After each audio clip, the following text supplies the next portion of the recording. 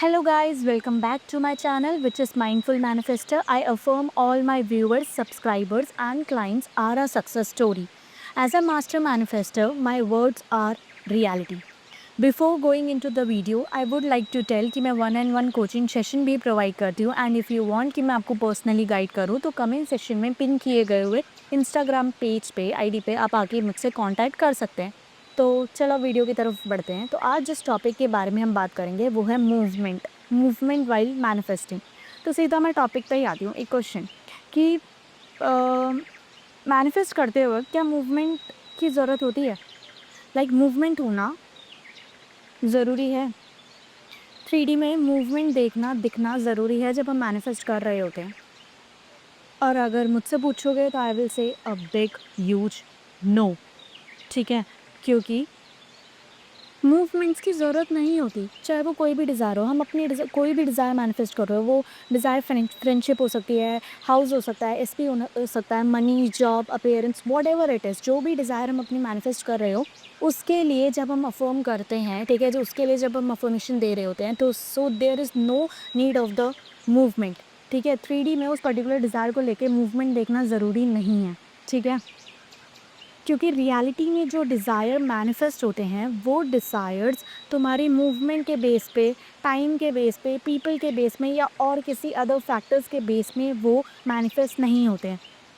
3D reality में कोई भी डिज़ायर मैनिफेस्ट होता है तो वो परसिस्टेंस के बेस पे होता है। मैंने अपनी पिछली वीडियो जो थी वो परसिस्टेंस टॉपिक पे ही बनाई थी, उसको जाके एक बार देखना तो तुम्हें और अच्छे से क्लैरिटी मिलेगी कि परसिस्टेंस क्या होता है। तो जो मैनिफेस्टेशन होता है, जो हमारी डिज़ायर मैनिफेस्ट होती है, वो टाइम के बेसिस पे, पीपल के बेसिस पे या मूवमेंट के बेसिस पे, इन सब बेसिस पे वो मैनिफेस्ट नहीं होता। जो हमारी डिज़ायर्स होती है वो सिर्फ परसिस्टेंस के बेस पे मैनिफेस्ट होता है। अगर हम अपनी अफर्मेशन में, अपनी अजम्पशन में परसिस्ट करते हैं तो 1000% या 5000% I am damn sure, I am giving you a guarantee कि तुम्हारी डिज़ायर पक्का मैनिफेस्ट हो गया अगर तुमने सच में परसिस्ट किया हो अपने अजम्पशन में। ठीक है, क्योंकि हमारी जो डिज़ायर्स है वो हम पे डिपेंड करती है और किसी पे नहीं। हम अपने अंदर, हमारे इनर वर्ल्ड हमारा कैसा है, डिज़ायर से रिलेटेड हमारी क्या थॉट्स है, हमारे क्या थॉट पैटर्न्स है, उस पे डिपेंड करता है कि 3D पे हमारी जो डिज़ायर है वो मैनिफेस्ट होगी या नहीं होगी। क्योंकि गाइस ट्रस्ट मी, अगर हम 3D में मूवमेंट नहीं देख पा रहे, अगर हम अफर्म कर रहे हैं अपनी डिज़ायर को लेके, अगर अफर्म कर रहे हैं और हम 3D में मूवमेंट नहीं देख पा रहे हैं, तो इसका मतलब ये नहीं है कि देयर इज़ नो मूवमेंट। ठीक है, कि मूवमेंट नहीं हो रही, तुम्हारी डिज़ायर से रिलेटेड कुछ मूवमेंट नहीं हो रही। Trust me, there is always a movement. जब हम किसी पर्टिकुलर डिज़ायर को लेके अफर्म कर रहे होते हैं तो उसी टाइम पे हमारे लिए मूवमेंट भी करना शुरू हो जाती है। मेरा अजम्पशन ये है कि the moment I start affirming, जिस मोमेंट में मैं अफर्मेशन देना शुरू करती हूँ, चाहे वो किसी भी डिज़ायर को लेके हो, उसी मोमेंट में मेरे लिए मेरी डिज़ायर को फुलफ़िल करने के लिए मूवमेंट स्टार्ट हो जाती है। And I am suggesting you कि तुम भी ये एक स्ट्रॉन्ग अजम्पशन बना लो। The moment you start affirming, तुम्हारे लिए तुम्हारी डिज़ायर को मैनिफेस्ट करने के लिए 3D उसी टाइम में इंस्टेंटली मूव करना शुरू कर देती है। अब चाहे 3D में तुम्हें तुम्हारी डिज़ायर्स को तुम तक पहुँचाने के लिए चाहे लोगों को मूव करना पड़े या चाहे माउंटेन्स को, चीज़ों को, थिंग्स को, रिवर्स को, चाहे जो भी कुछ भी हो, चाहे वो लिविंग थिंग हो चाहे नॉन लिविंग थिंग हो, इट हैज़ टू मूव। ठीक है, और ये अजम्पशन, स्ट्रॉन्ग अजम्पशन आज मैं बोल रही हूँ, उसको बिठा लो अपने माइंड में कि the moment you start affirming, जिस मोमेंट में तुम अफर्मेशन देना स्टार्ट करते हो उसी मोमेंट में तुम्हारे लिए मूवमेंट होना भी शुरू हो जाएगी। क्योंकि लॉ ऑफ अजम्पशन पे ही बेस्ड करता है। मैनिफेस्टेशन के मामले में, जब लॉ ऑफ अजम्पशन के मामले में तुम आते हो तो मैनिफेस्टेशन अजम्पशन में बेस करता है। अगर तुम ये अजम्पशन क्रिएट करोगे कि तुम्हारी जो डिज़ायर है वो उसी टाइम में मूवमेंट में आ जाती है, जिस टाइम पे तुम अफर्मेशन करना शुरू करते हो तो वो उसी टाइम मूव करना शुरू कर देगी और इंस्टेंटली तुम्हें दिखता है तो भी ठीक है, नहीं दिखता है तो भी ठीक है। क्योंकि गाइस देखो, मूवमेंट के पीछे बिल्कुल भी मत भागो, क्योंकि हमें पता नहीं होता कि हमारे BTS में हमारी डिज़ायर को हम तक पहुँचाने के लिए यूनिवर्स क्या-क्या कर रहा होता है। सबकॉन्शियस माइंड हमारे यूनिवर्स में क्या-क्या कर रहा होता है, we have no even idea. हमें 0% भी आइडिया नहीं होता। But trust me, the moment you start affirming, movement शुरू हो जाती है। मेरा एक स्ट्रॉन्ग अजम्पशन है और मैं तो कहूँगी कि तुम भी ये अजम्पशन क्रिएट कर लो। ऑटोमेटिकली तुम्हें इतना डिस्परेशन लेवल नहीं होगा और तुम मूवमेंट के पीछे तुम भगोगे नहीं। ठीक है, अब तो मैं एक एग्जांपल से समझाती हूँ, ठीक है? एक तो पहले एक चीज़ का एग्जांपल दूँगी और फिर एसपी रिलेटेड एक एग्जांपल दूँगी। अब तुम मान लो अमेज़न में तुमने एक ऑर्डर प्लेस करा, ठीक है? ऑर्डर प्लेस करा एंड यू नो कि तुमने ऑर्डर प्लेस कर दिया है, तो वो पर्टिकुलर प्रोडक्ट तुम्हारे घर पे होगा। तुम्हारे पास होगा, तुम्हारे पास पहुँच जाएगा। अब वो चाहे कल पहुँचे, 2 दिन में पहुँचे या 3 दिन में पहुँचे, जितनी भी डेज़ का वो होता है, ठीक है? तो अब तुमने सिर्फ़ तुम्हारे नॉलेज में ये है कि तुमने ऑर्डर प्लेस करा और वो ऑर्डर 2 से 3 दिन के अंदर तुम्हारे पास आ जाएगा। बट तुम्हें ये बिल्कुल भी आइडिया नहीं होता है, या आइडिया होता भी है तो तुम उस को लेके इतना ज़्यादा डेस्परेट या इतना ज़्यादा उसको छेड़ते नहीं हो कि क्या हो रहा है, क्या नहीं हो रहा। बट वो प्रोडक्ट तुम तक पहुँचाने के लिए क्या-क्या होता है? सबसे पहले जो तुमने प्रोडक्ट वो करा है, तुमने ऑर्डर प्लेस कर दिया, ऑर्डर कन्फर्म हो गया एंड डेट मिल जा तुम्हें वो डेट दिखा देता है कि इस डेट तक तुम्हारे पास होगी। अब उस डेट तक तुम पे पहुँचाने के लिए वो पीछे क्या-क्या चीज़ चलती है? सबसे पहले वो तुम्हारा ऑर्डर पैक होगा, फिर वो शिप्ड होगा, ठीक है? शिप्ड होगा, फिर ट्रांसपोर्टेशन, ठीक है? पैक किया जाएगा, फिर उस पैक करे हुए एरियाज़ से निकाल के उसे बाहर ला जाएगा, फिर लाके उसे ट्रांसपोर्ट में डाला जाएगा। एक ट्रांसपोर्ट से दूसरे ट्रांसपोर्ट में वो ट्रांसफ़र किया जाएगा, फिर उस ट्रांसपोर्ट से वो पोस्ट ऑफिस में जाएगा। पोस्ट ऑफिस में जाके वहाँ एड्रेस वगैरह ये सब होंगे, फिर वो वैन में जाके उसको ट्रांसपोर्ट किया जाएगा। फिर वेरियस लोकेशन में एक ही टाइम पे जो पोस्ट ऑफिस में जो वो होता है डिलीवरी बॉय, वो काफ़ी सारे पार्सल्स को उठाता है और एक साथ जाके डिलीवर करता है हर एक डिफरेंट लोकेशंस पे।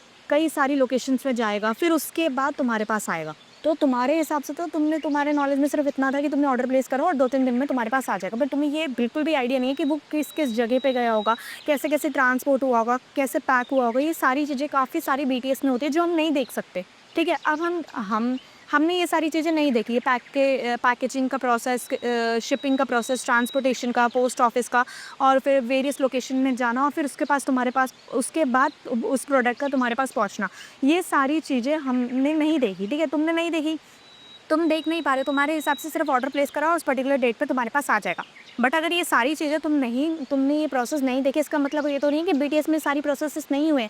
ये सारी प्रोसेस होने की वजह से ही तुम्हारा प्रोडक्ट तुम तक पहुँचा है। सेम ऐसे तुम्हारी डिज़ायर्स को लेके होता है। जब हम अपनी डिज़ायर को लेके अफ़र्म करते हैं, तो उसी मोमेंट मूवमेंट शुरू हो जाती है। जैसे अमेज़न पे मैंने वो लिया, तुमने ऑर्डर प्लेस करा, पैकेजिंग हुई, शिपिंग हुई, ट्रांसपोर्टेशन हुआ, एक ट्रांसपोर्ट से दूसरे ट्रांसपोर्ट में हुआ, फिर पोस्ट ऑफिस में गया, फिर वैन में उन्होंने उसे ट्रांसफ़र करा, फिर वेरियस लोकेशंस में गया, फिर उसके बाद तुम्हारे लोकेशन पे आके तुम्हें डिलीवर किया गया। सेम ऐसे ही हमारी डिज़ायर्स के साथ होता है। अब एसपी रिलेटेड अगर तुम एग्जांपल दो, ठीक है? एसपी रिलेटेड हम एग्जांपल लेते हैं।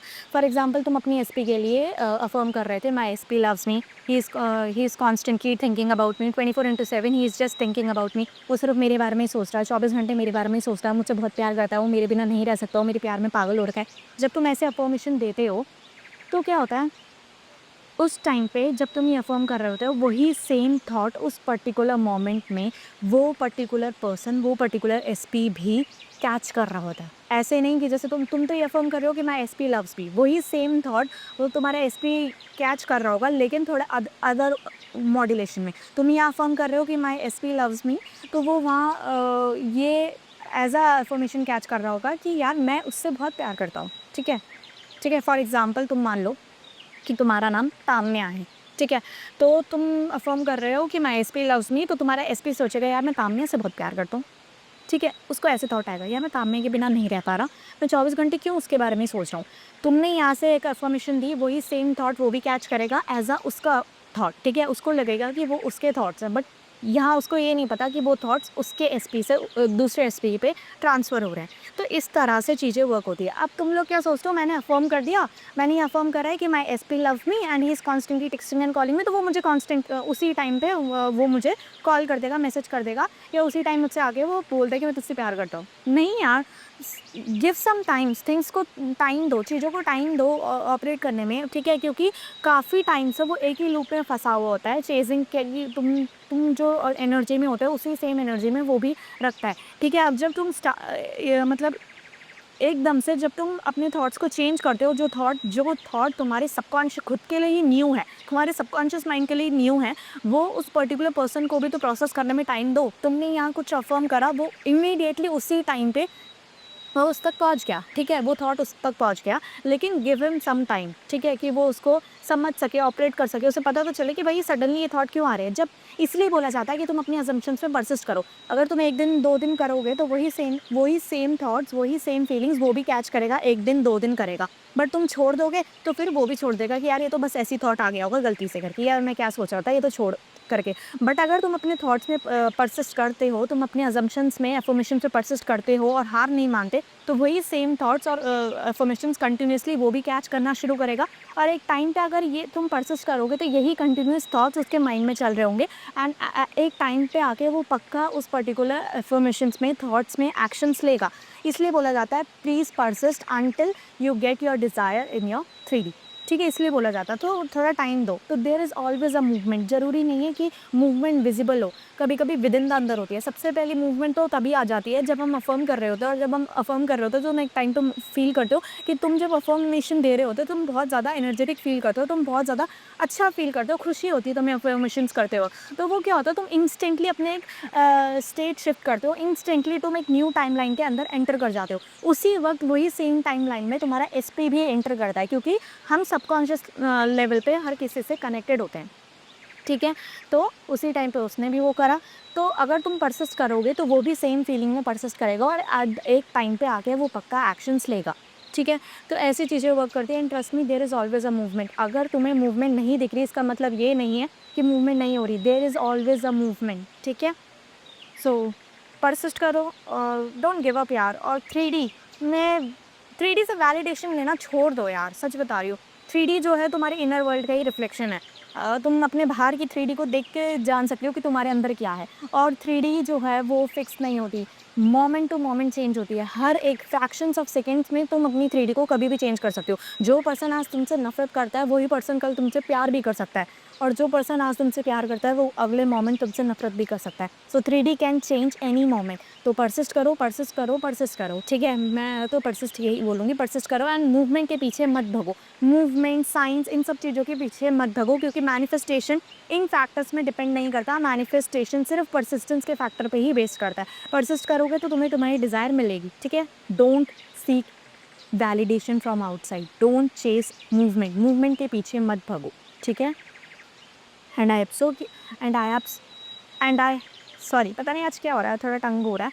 आई होप सो कि आपको ये वीडियो क्लियर होगी। अगर कोई भी डाउट है तो प्लीज़ आप कमेंट सेशन में मुझसे आके डाउट क्लियर कर सकते हैं, and if it is possible तो मैं कमेंट सेशन में ही आपके डाउट्स क्लियर कर दूंगी। और अगर नहीं होता तो मैं उस पर्टिकुलर डाउट को लेके अलग से एक वीडियो लेकर आऊँगी, ताकि आपके जो प्रॉब्लम्स है वो थोड़ी डिटेल में एक्सप्लेन करके मैं उसका सोल्यूशन दे सकती हूँ।